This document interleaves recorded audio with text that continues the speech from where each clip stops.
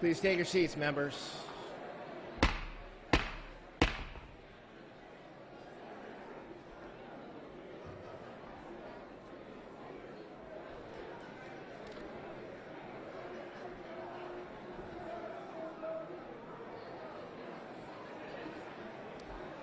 Members, please take your seats so we may proceed.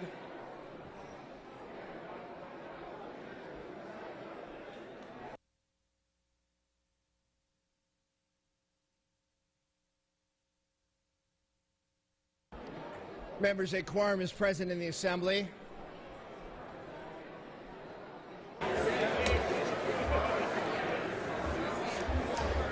Members, we have a quorum.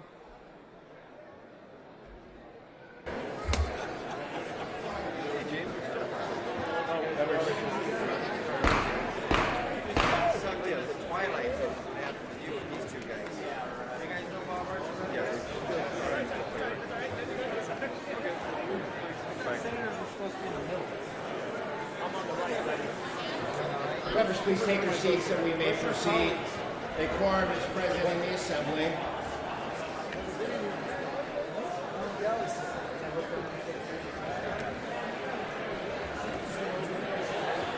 That guy too. Yeah. The one that's walking and about to shake your hand. Yeah. He's Republican.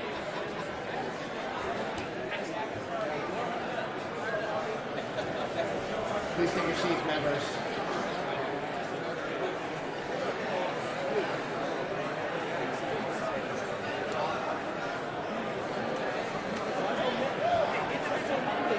Members, please take your seats.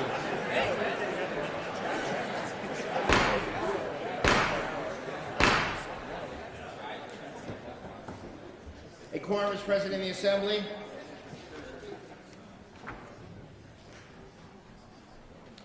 We ask that our guests and visitors in the rear of the chamber and in the gallery please stand for the prayer.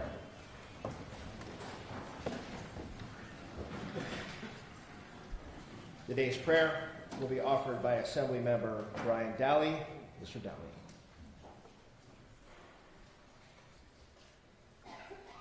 Almighty God, we thank you for the opportunity to live in such a wonderful state that you have created. We thank you for the abundance of natural resources. We thank you for the innovation and creativity that the people of this state have used to impact the world. Father, you teach us in Matthew how to pray. Our Father in heaven, hallowed it be your name.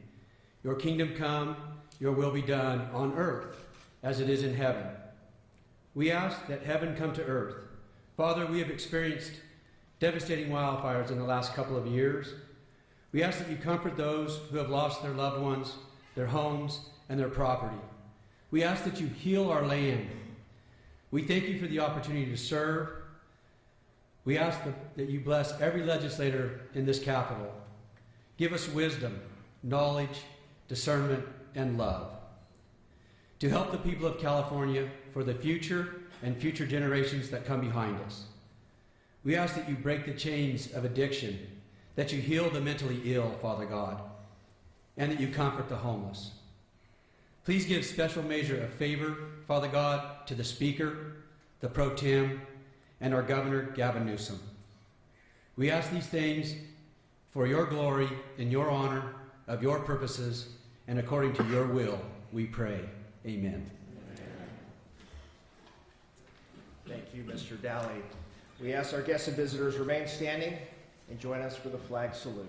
Please join Assembly Member Berner Horvath as she leads us in the pledge. Ms. Berner Horvath. Thank you. I invite you to join me in the Pledge of Allegiance. Ready? Begin.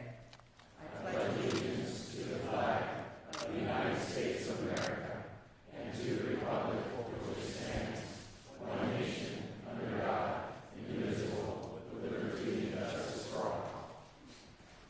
Thank you. You may be seated. Reading of the previous day's journal.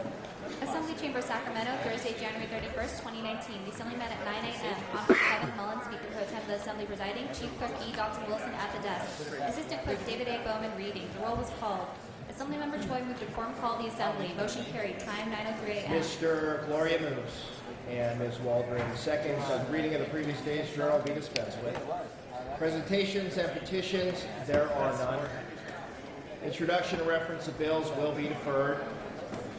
Reports of committees will be deemed read and amendments deemed adopted. Messages from the governor will be received during the joint convention. Messages from the Senate, there are none. Moving to motions and resolutions, today's absences will be deemed read and printed in the journal. If you have not already silenced your mobile phone, please do so. Members, we are at procedural motions. Mr. Gloria, you're recognized for your procedural motion, sir. Thank you, Mr. Speaker. I rise to request unanimous consent to suspend Assembly Rule 118A to allow Speaker Rendon to have guests and photographers on the floor, at the rostrum, and in the gallery for the Governor's State of the State address. Without objection, that request is granted. Mr. Speaker.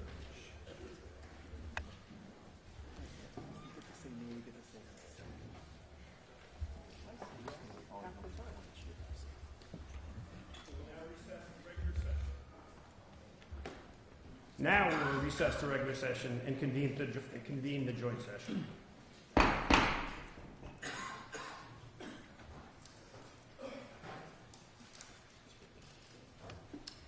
The governor has arrived. I am appointing a joint committee to escort the governor to the rostrum. The following members should retire to the rear of the chamber. Assembly members Smith, Ramos, Salas, Grayson, Kamlager-Dove, Lowe, and Waldron. Senators Hertzberg, Leyva, Hurtado, Bradford, Pan, and Bates.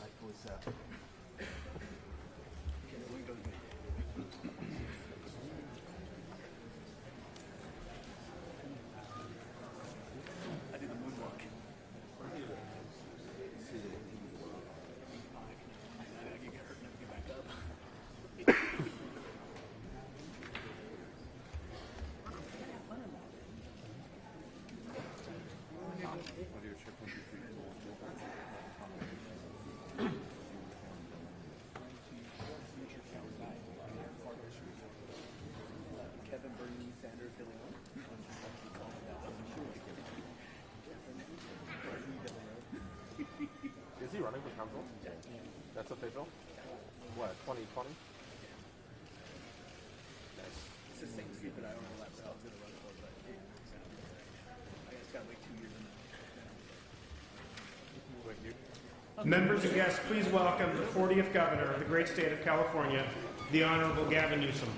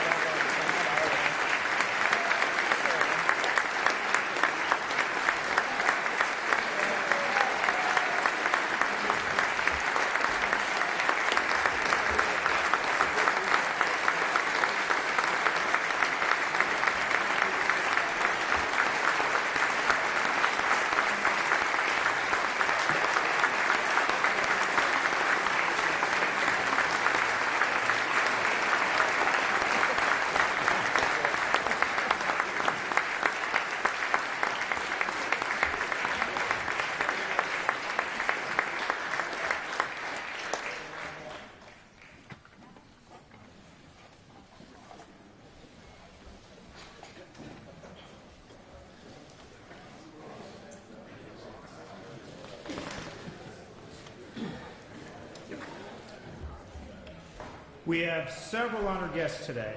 Please welcome the first partner, Jennifer Siegel Newsom.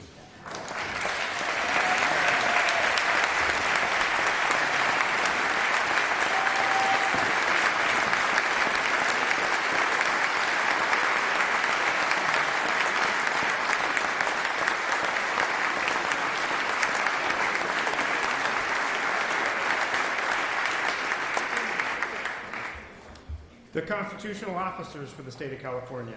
Lieutenant Governor Eleni Koudalakis.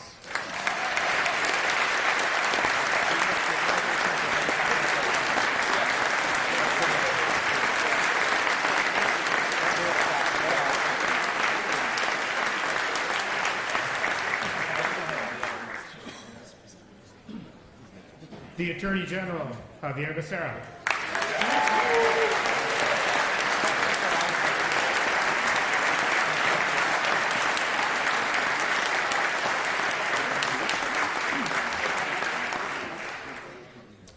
The Controller, Betty Yee.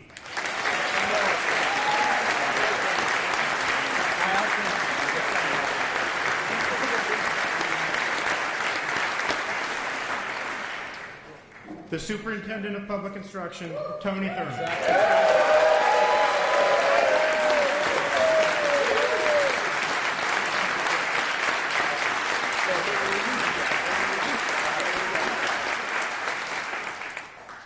The Insurance Commissioner, Ricardo Lara.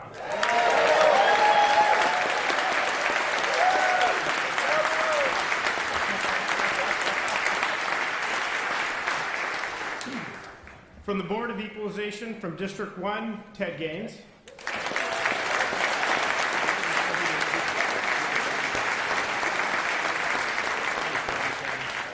From the Board of Equalization, District 2, Malia Cohen.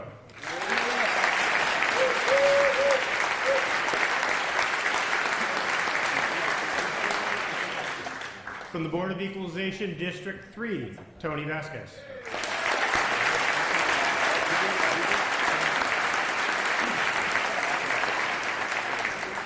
And from the Board of Equalization, District 4, Mike Schaefer.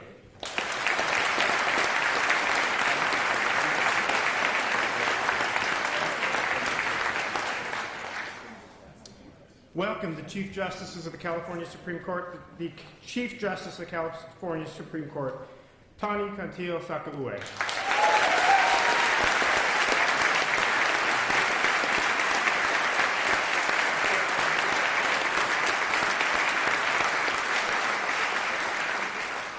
Associate Justice Ming Chin.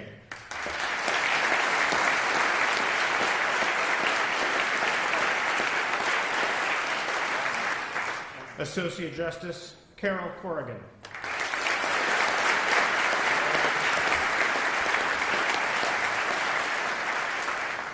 Associate Justice Goodwin Liu.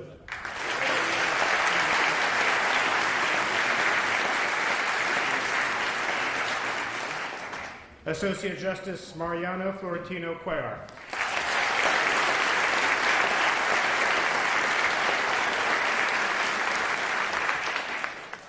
Associate Justice Leandra Kruger.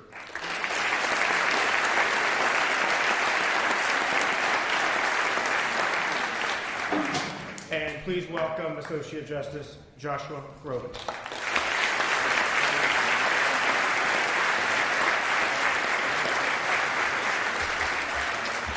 I also want to welcome our Consular Corps. Thank you for being here.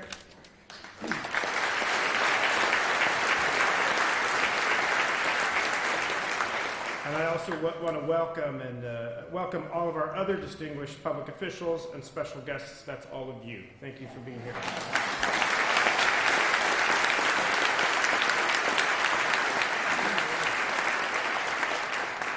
So almost 1 year ago, after Senator Tony Atkins became Senator Pro Tem, and this is the Pro Tem's first State of the State as Pro Tem, and we all know how happy I am to have her here. We jointly signed an opinion piece in a paper, in a newspaper. We noted that we have a lot of work to do, but that we would be doing it together. We said it's not about winning a competition, it's about winning gains for the people that we represent, the people of California, all of them. I'm sure that Senator Atkins joins me in signing another piece welcoming Gavin Newsom to our team. He shares our progressive values and our commitment to making California better for all of its residents. I congratulate him and look forward to his first State of the State address. I know we can also count on his successor, as Lieutenant Governor Eleni Kounalakis. Now it is my pleasure to introduce the President Pro Tem of the California Senate, the Honorable Tony Atkins.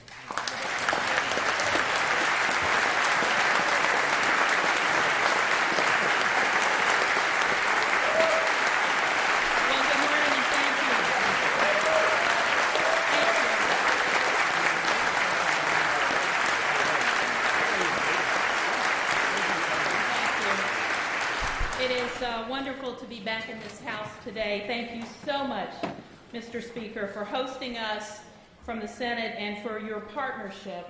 It is extremely important on behalf of our great state. So thank you, Mr. Speaker.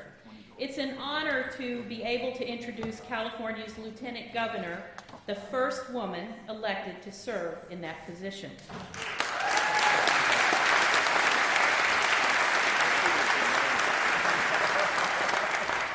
And I'm grateful for her commitment to California's world-class institutions of higher learning. And as the representative of several communities that depend on our coast, I'm grateful for the strong voice that she will bring to the State Lands Commission. At times like this in the history of America, it's hard to shake the feeling, as Joan Didion said, things better work here in California because here is where we run out of continent. So with our new governor at the helm and our esteemed Senate President and Lieutenant Governor, you heard me say esteemed Senate President and Lieutenant Governor in support, I'm confident that we have the leadership to ensure that things keep working better here. So please join me in welcoming the Honorable Eleni Kounalakis.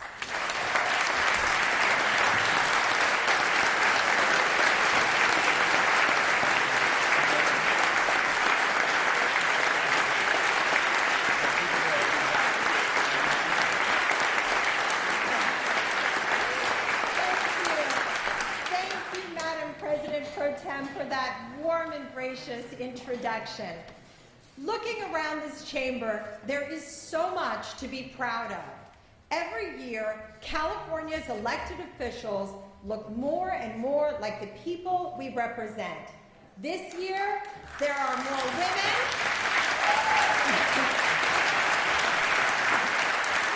This year, there are more women and more parents with small kids and big ideas.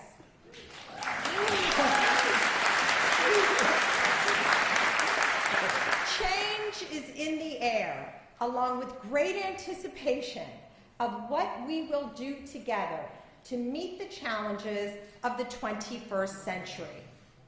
Over the past 20 months, I've had the opportunity to travel to all 58 counties, asking questions and listening to people from all walks of life. We know that since the end of the Great Recession, California has rebounded to become the 5th largest economy in the world.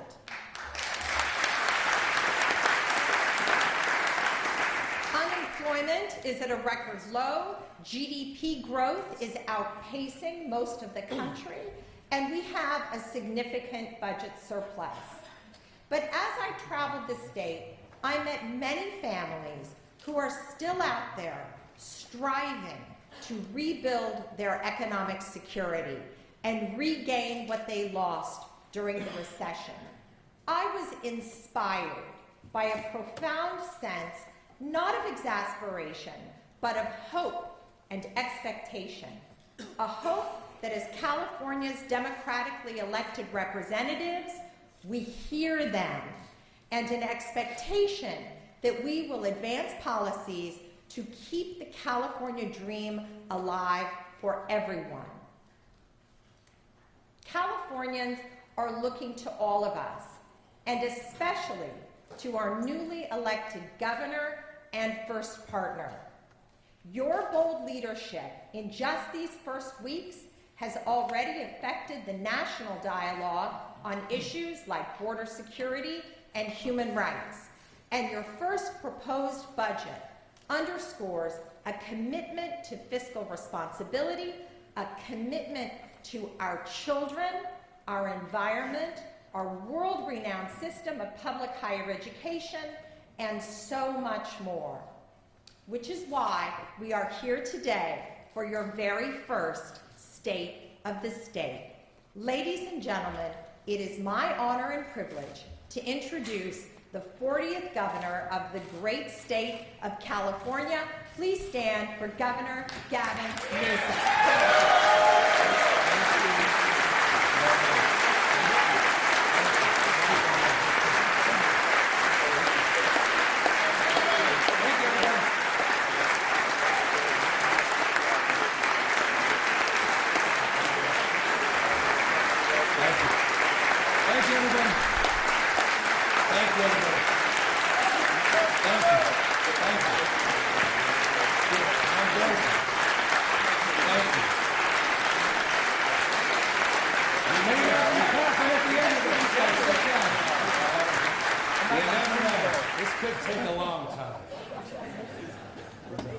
There's a lot of betting over under. Someone said 2 hours or one.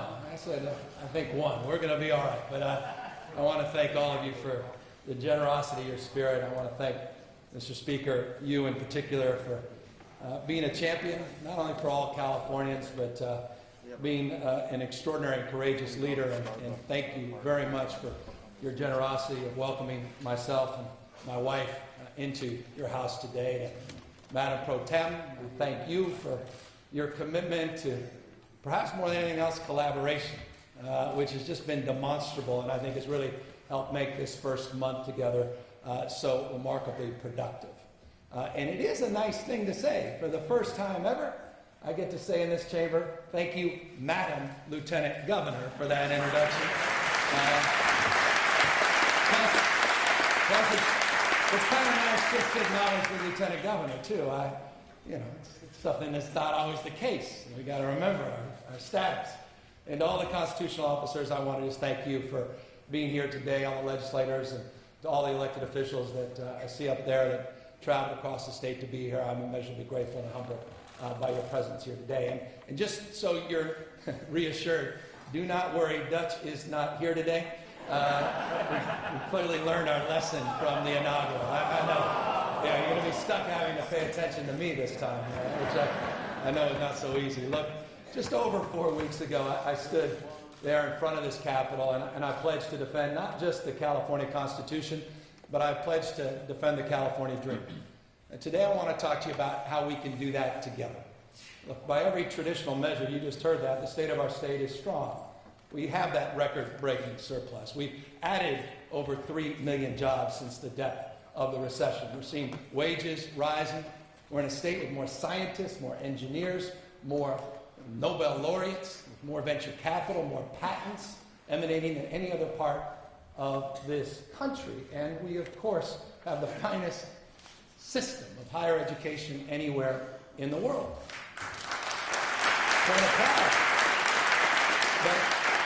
But along with that prosperity and progress, there are problems that have been deferred too long and that threaten to put the California dream out of reach for too many. If we face hard decisions that are coming due, and the choices we make will shape our future and the future, quite literally, of millions for decades to come. And this is what I want to talk about today, as frankly and as directly as I can, the tough calls we must make together. And issues like rail, on water, on energy, how we protect our migrants, how we care for our seniors, how we help our homeless, and how, above all else, we tackle the affordability crisis that is coming to define life in this state. I won't pretend to have all the answers, but the only way to find them is to, I think, face these issues honestly. So let's start with some of the fear-mongering that's coming out of the White House about this quote-unquote so-called border emergency. For me, this is an echo from 15 years ago. I was a new mayor sitting in the gallery at the State of the Union in Washington when President Bush said that the LGBT Americans could not be able to get married. It was an attack, from my perspective, on our friends, our neighbors, and on California values. I was so proud to watch brave Californians answer those attacks with love and courage. Phyllis Lyon and Del Martin made history when they got married 15 years ago to this very day.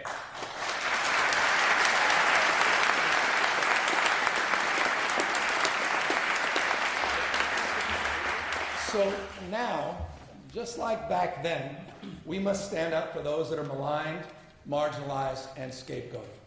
Because last week, we heard another president stand up at the State of the Union and offer a vision of America fundamentally at odds with California values. He described a country where inequality didn't seem to be a problem, where climate change didn't exist, and where the greatest threat we face comes from families seeking asylum at the border. You know, just last night, down in El Paso, he said it all again. So let's just state the facts. We are currently experiencing the lowest number of border crossings since 1971. In California, like our nation, our undocumented population is at the lowest level in more than a decade. Some 550,000 fewer in our state alone. Immigrants, both here legally and those without documentation, commit crime at a lower rate than native-born citizens. And those families, those women and children seeking asylum at the borders are doing so legally. Those are the facts. This border emergency is nothing more than a manufactured crisis, and California will not be part of this political theater.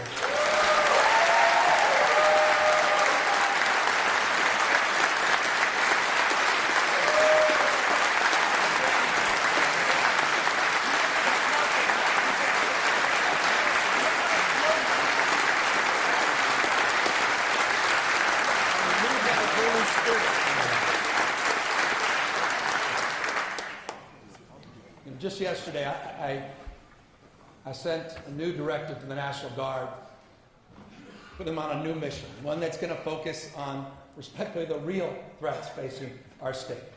I'm now directing the National Guard, a third of the forces that are currently at the border, to be redeployed to help prepare for the upcoming fire season by joining CAL FIRE in prevention and suppression work. Work, by the way, ironically, that was curtailed during the recent shutdown. Another third will boost the National Guard's statewide counter-drug task force by redeploying up north to go after all these illegal cannabis farms, many of which are run by the cartels that are devastating our pristine forests and increasingly themselves becoming fire hazards.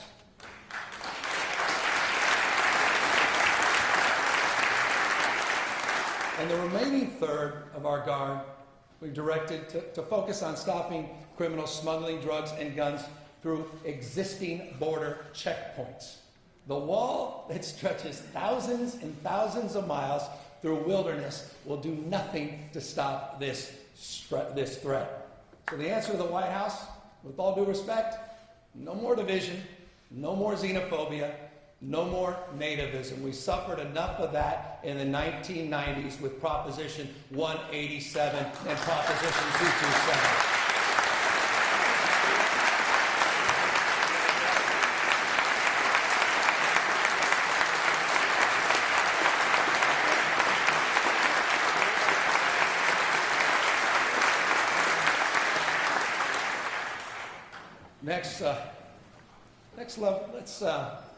Let's level about the high-speed rail.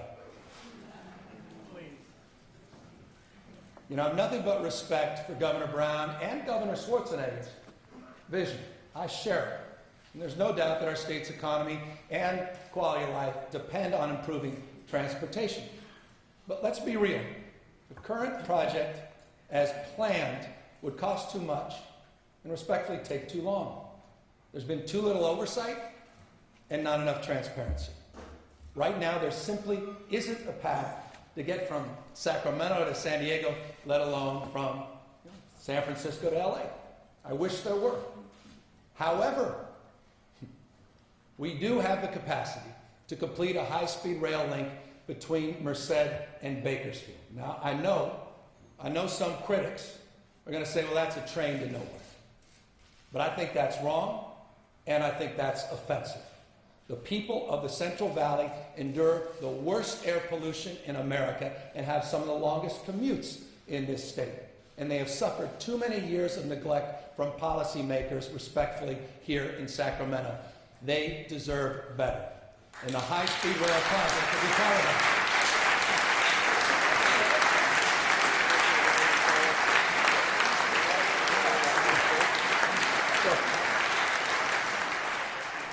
You can't say this enough. The high-speed rail is more than a train project. It's about economic transformation. It's about unlocking the enormous potential of the valley. You know, we can align our economic and workforce development strategies anchored by the high-speed rail and pair them with tools like opportunity zones that can form the backbone of a reinvigorated Central Valley economy.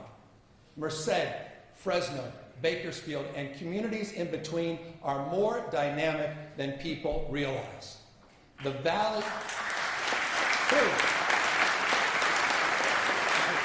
Well, the valley may be known around the world for agriculture, but there's another story ready to be told, a story of a region hungry for investment, a workforce eager for more training and good jobs, Californians that deserve a fair share of our state's prosperity. Look, we'll continue to support our regional projects north and south. We'll finish phase 1 of the environmental work. We'll connect the revitalized Central Valley to other parts of the state, and we will continue to push forward for more federal funding and private dollars. But let's get something done once and for all.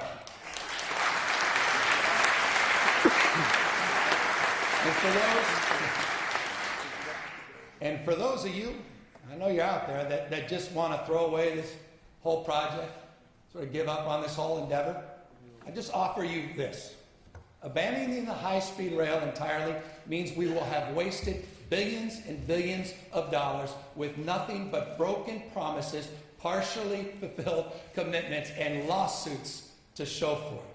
And with all due respect, I have no interest in sending back $3.5 billion of federal funding that was allocated to this project to President Donald Trump. That fundamentally would have to happen if we just walked away. But also, I'm not interested in making the same old mistakes. And that's why today I'm ordering some new transparency measures. We're going to hold contractors, we're going to hold consultants accountable to having to explain how tax dollars are spent, including change orders, cost overruns, and even travel expenses. And we're going to put it online so everybody can see it.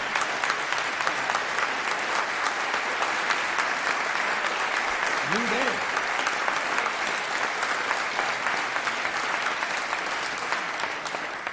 And we're also going to see some governance changes, starting with my pick for the next chair of the High-Speed Rail Authority, Lenny Mendoza, my Economic Development Director.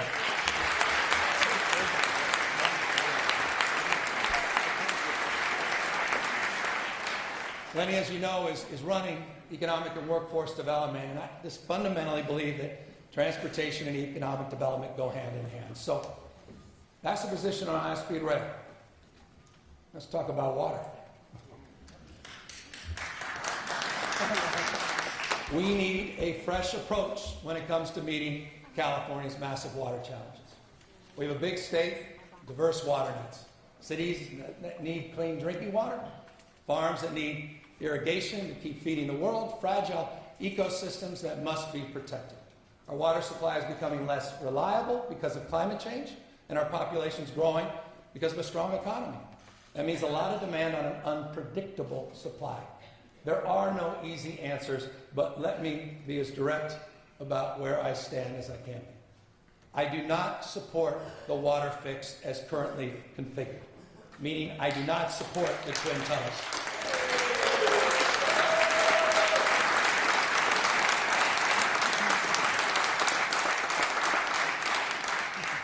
We can, however, build on the important work that's already been done. And that's why I do support a single tunnel. The status quo is not an option.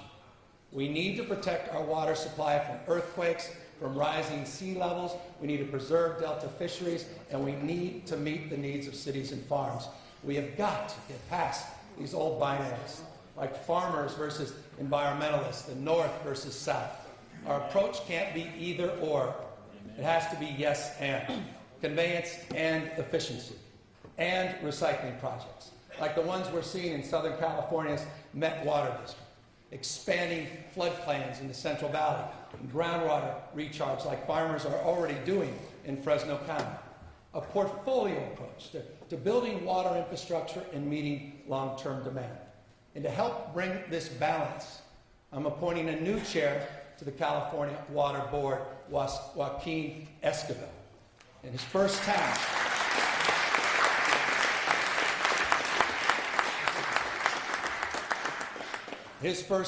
our collective effort, must be to cross the finish line on real agreements to save the Sacramento-San Joaquin Bay Delta. We must get this done for the resilience of our mighty rivers, for the stability of our agricultural sector, and the millions and millions of people that depend on this water every day. Now let's talk honestly about clean drinking water. And this is not me taking a sip as a prop. But just this morning, more than 1 million Californians woke up without clean water to bathe in, let alone drink. Some schools have shut down drinking fountains due to contamination. Some poorer communities, like those I recently visited in Stanislaus County, are paying more for undrinkable water than Beverly Hills pays for pristine water. With respect, this is a moral disgrace, and it's a medical emergency. There are literally hundreds of water systems across this state contaminated by lead, contaminated by arsenic, and uranium. In solving this crisis, it will demand sustained funding, but more importantly than anything else, it's going to demand political will from each and every one of us.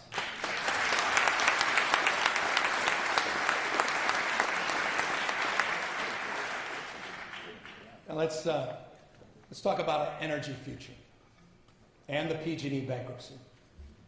We're all frustrated and we're angry it's had to come to this. PG&E did not do enough to secure dangerous equipment or plan for the future. My administration will work to make sure PG&E upholds its obligations. I've convened a team of the nation's best bankruptcy attorneys and financial experts from across the energy sector. They will work with my strike team to develop a comprehensive strategy that we will present within 60 days. We will ensure continued access to safe, affordable power.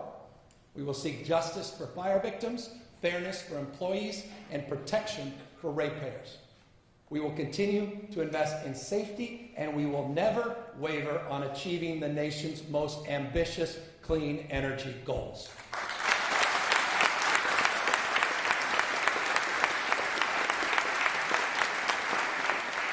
But the problems we face are far greater than PG&E. Climate change is putting pressure on all of our utilities, public and private, north and south. Edison and San Diego Gas and Electric both recently had their credit ratings downgraded. This pressure comes at a time when the entire energy market is evolving, from rooftop solar, wind generation, to smart grid technologies, from community choice aggregators to direct access service, otherwise known as power purchasing agreements. More and more of our electricity now is being procured outside of the investor-owned utilities. Regulations and insurance practices that were created decades ago, they did not anticipate these changes. So we must map out a longer-term framework, not just for the utilities' future, but for California's energy future, to ensure that the cost of climate change doesn't fall on those least able to afford it.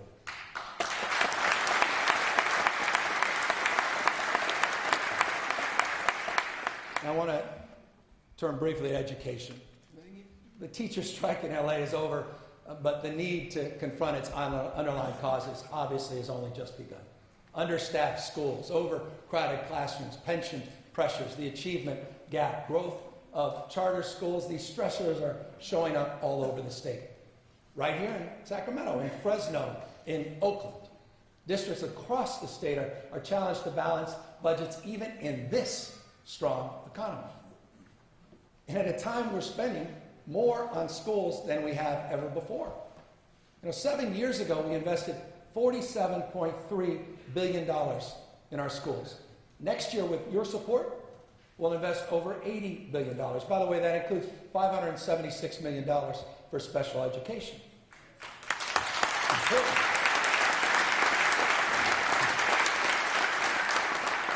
But it's not enough. We're still 41st in the nation in per pupil funding. Something needs to change. It's long overdue that we have that honest conversation about how we fund our schools, not only at the state level, but the local level. At the same time, though, let's remember that the measure of a school system's excellence is more than the sum of its budgets. We need clear and achievable standards of transparency, more information sharing, and accountability for all public schools, traditional and charter schools.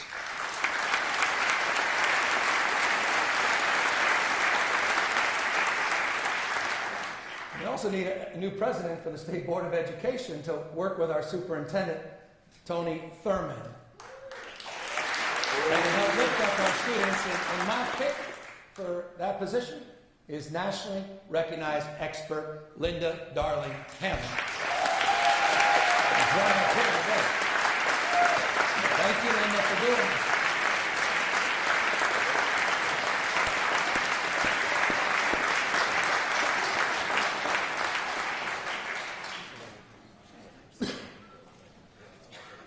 There's another urgent moral issue we must confront, and that's this homelessness epidemic.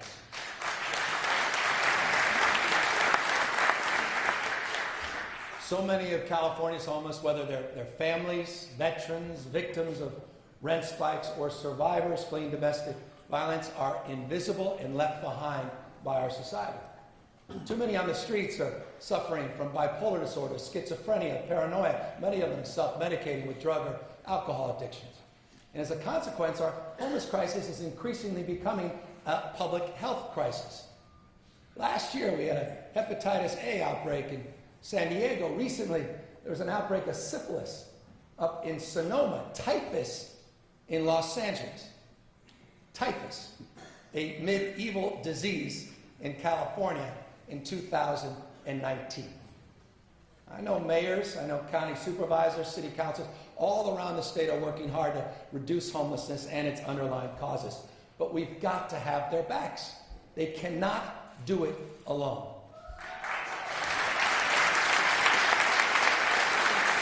All the mayors are standing up, I think. So to help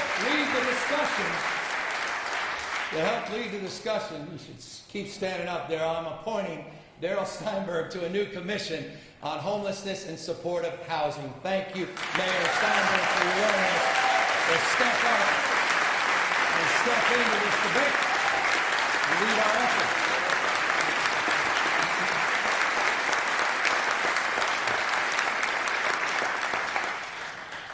With your support, we're going to put another $500 million into immediate funding for navigation centers, emergency shelters with supportive services on site. With your support, we'll put another $100 million into whole person care to replace the fragmented approach to services with ones that are more integrated and more comprehensive. And while cities and counties are on the front line, this challenge will only be solved on a regional basis. So we need to work together as a state and regions to focus on prevention, rapid rehousing, mental health, and more permanent supportive housing. Because at the end of the day, shelter solves sleep. Housing and supportive services solve homelessness.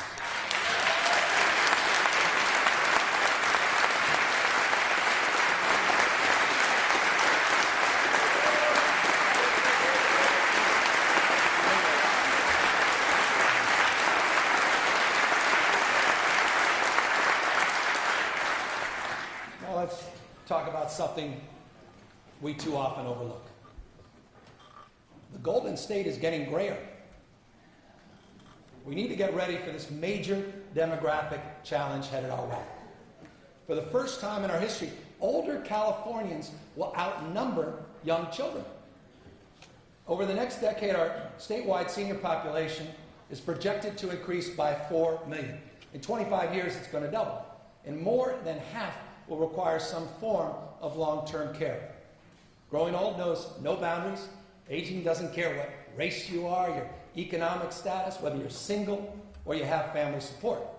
And I have some personal and painful experience with this recently. I lost my father, some of you know, over the holidays after years and years of declining physical health and dementia. He was determined to live out his days with dignity. He also happened to be a retired public official with a good pension and a support circle of family and friends. But even with all of those advantages, it was a daily challenge for him to meet his needs so he could live in place and maintain a good quality of life. Millions of Californians share a similar story, and the numbers are going to only grow. It's time for a new master plan on aging in California. It was deferred for too long.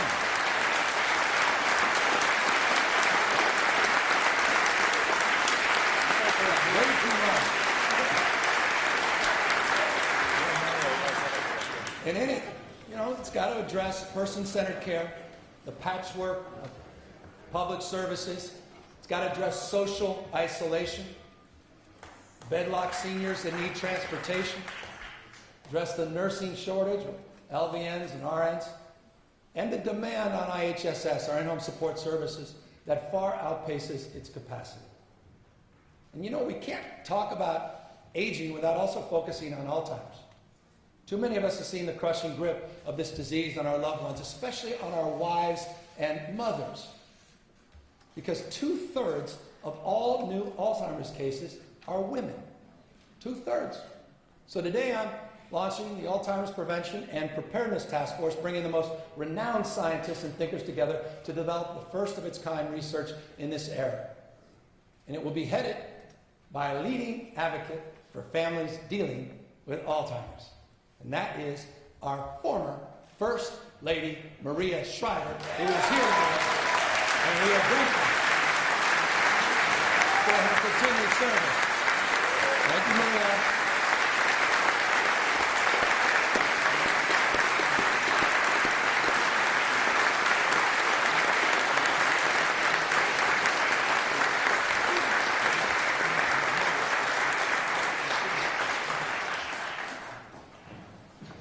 Tied together, many of these hard challenges we face is the broader cost crisis.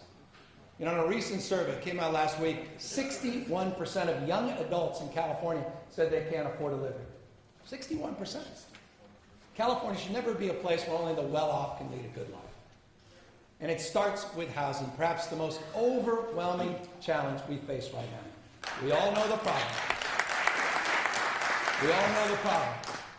Too much demand, too little supply.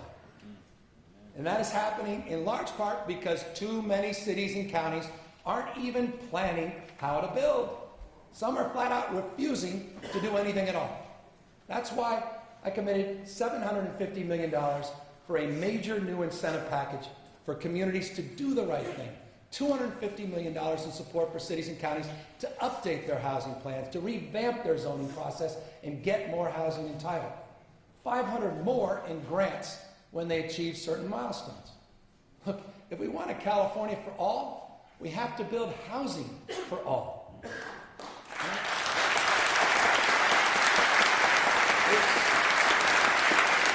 I appreciate that.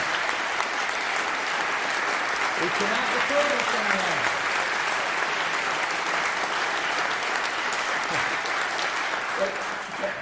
I want to support local governments.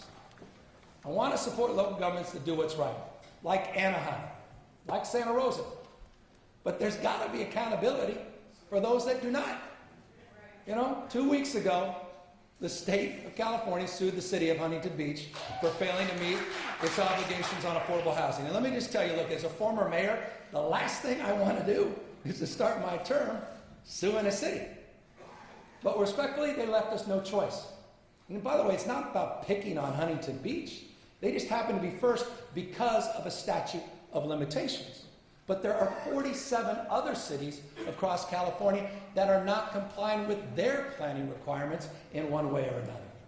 Some cities are trying, like Clovis, but others, respectfully, like Wheatland, Huntington Park, Montebello, they're not. And so I'm inviting all these city leaders to sit down with me in Southern California next week for a candid conversation. I do not intend to file suit against all 47, but I'm not going to preside over neglect and denial any longer. The crisis, folks, we all need to step up. Every part of this state. Every part of this state.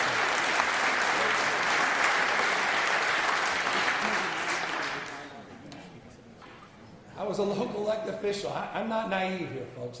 Cities need to summon that political courage, and we've got to have their backs. Look, I also want to acknowledge that there are other factors beyond city planning that have limited our ability to provide more housing. In recent years, we've done a good job expediting judicial review on CEQA for professional sports.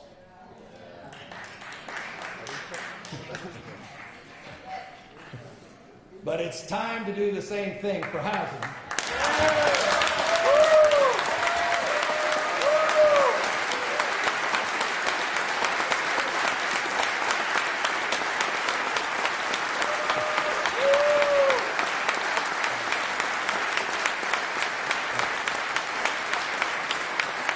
There's some good things happening in this space. I want to applaud the recent efforts by home builders and labor leaders who together are working to forge a compromise in this space to accelerate production.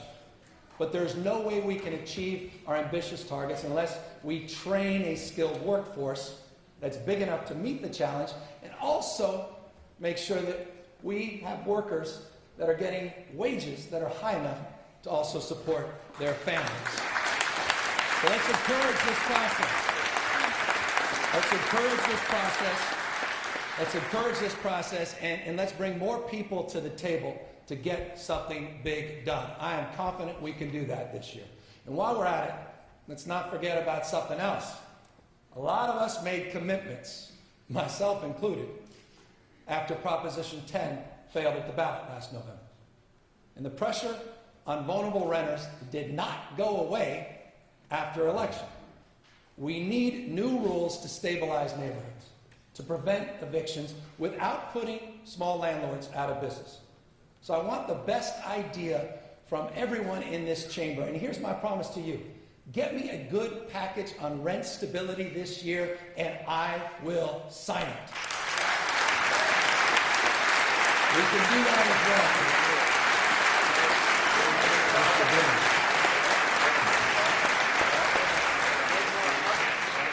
All right, if we're serious about taming the cost crisis, we also need to be serious about making sure health care is affordable for all Californians.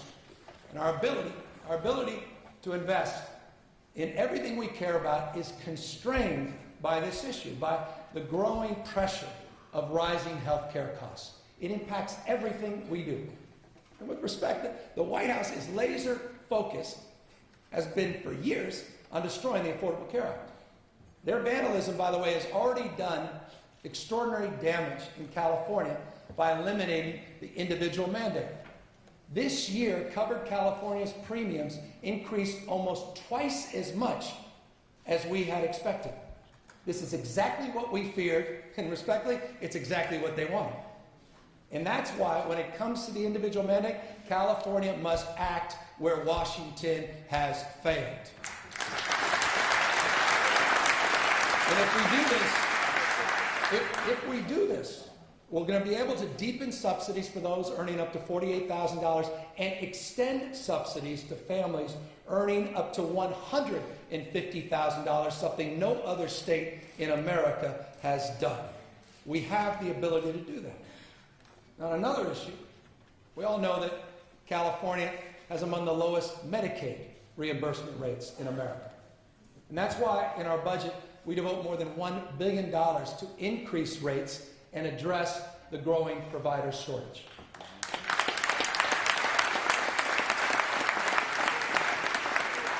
This investment will allow us to increase access to preventative health measures like immunizations, trauma screenings, and mental health services, as well as provide $100 million for reproductive health and family planning in our state.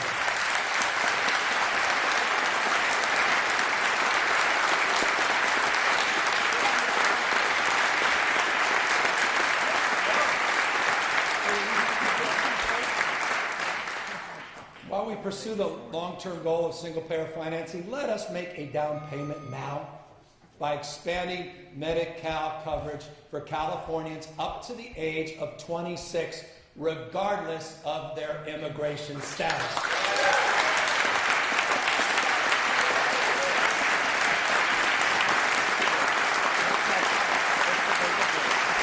Let's do that for sure. But access is only part of the solution. Cost is another. We must address rising costs throughout the system, like the consolidation of hospitals and other health providers, which in many cases have limited patient choice and have made medical care simply more expensive. We also must continue to bring down the cost of prescription drugs. Look, my first act as governor was to lay the foundation for a single purchasing system, the largest state buyer in the nation, which, by the way, will save hundreds of millions of dollars a year for the people of California. And I want to thank, at least someone cares about that savings, but I want to thank President Trump. I want to thank President Trump for calling attention to prescription drug prices last week in his State of the Union. This is a bipartisan issue. At least it should be, and I hope he follows through and takes the lead of California in the process.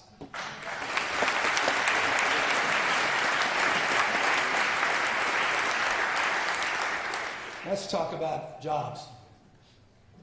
You know, we've got to ask ourselves, how do we create a future with more good jobs and higher wages? Because when it comes to making life in California more affordable, cost is only one side of the equation. The other is income. So despite our rising wages, working families in California today barely earn more than they did a decade ago. Many working parents are making less than their parents did at the same age. That's why, with your support, we will be providing this year a cost of living refund by expanding the Earned Income Tax Credit to 1 million more Californians. 1 million.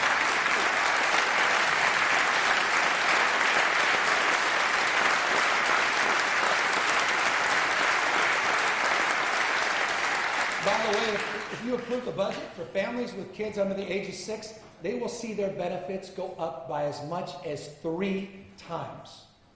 Look, in this economy, Look, in this economy where the world of work is in a perpetual state of flux, where workers are too often displaced, devalued, and disconnected from the social safety net, we also must think bigger. It's time to develop a new modern compact for California's changing workforce. This, respectfully, is much bigger than Dynamics.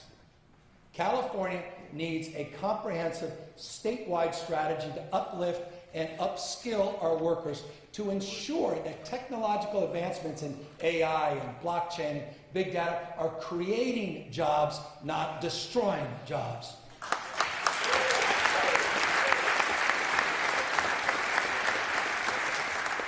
And I believe we need to reform our institutions so that more workers have an ownership stake in their sweat equity.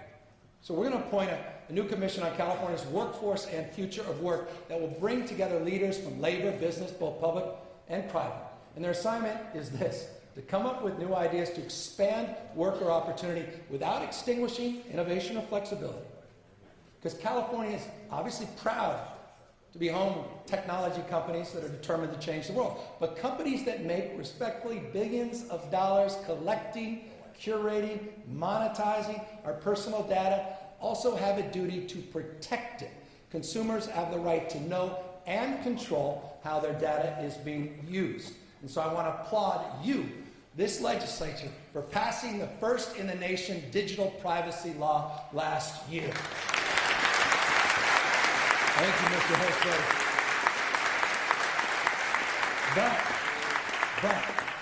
But, California consumers should also be able to share in the wealth that is created from their data. So I've asked my team to develop a proposal for a new data dividend for Californians. Because we recognize the data has value and it belongs to you. We can do something bold in this space. Let me end by making the obvious point. We've covered a lot of ground, but there's a lot more that deserves our focus. Climate change, reforming our tax code, our criminal justice system, major initiatives like paid sick leave, universal preschool, free community college, reimagining the DMV. On the list. There's so much more, and we'll be taking on all those issues and more in the coming months. At my inaugural, a few weeks back, I quoted the Sermon on the Mount about a house that did not fall in the face of floods and storms because it was founded upon a rock. I promise that together we will build one house for one California. We've started drawing the blueprint for that house, and together we're going to finish it. But this goes deeper than budget numbers or even program details. This is about the bonds between us as human beings. And as St. Paul said, we are many parts but one body. We're all diminished when one of us struggles to lead a good life. The problems we face are as hard as they come, and they're in many cases decades in the making. But I truly believe we have the tools to solve them. We have the technology, we have the know-how, but most importantly, we have the generosity of our people. I don't know how many of you remember the story of that registered nurse up in Paradise who was sitting in traffic trying to escape the fire as flames started to engulf his car. He thought, this is it. And he recorded a goodbye video to his family. And then a miracle occurred.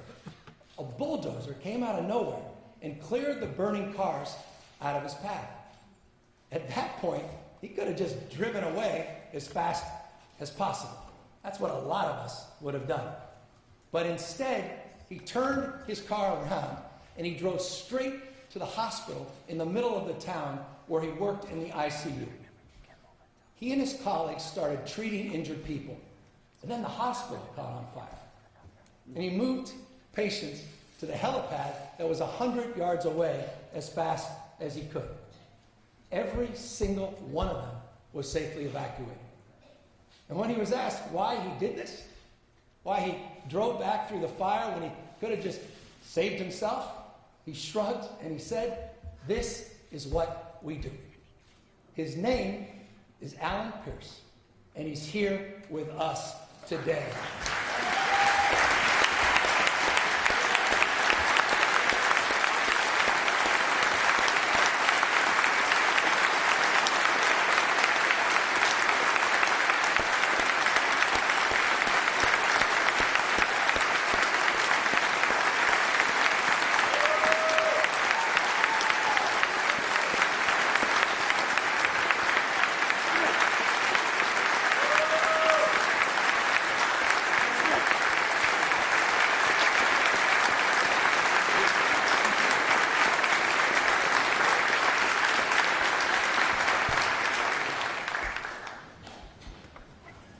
Alan's right.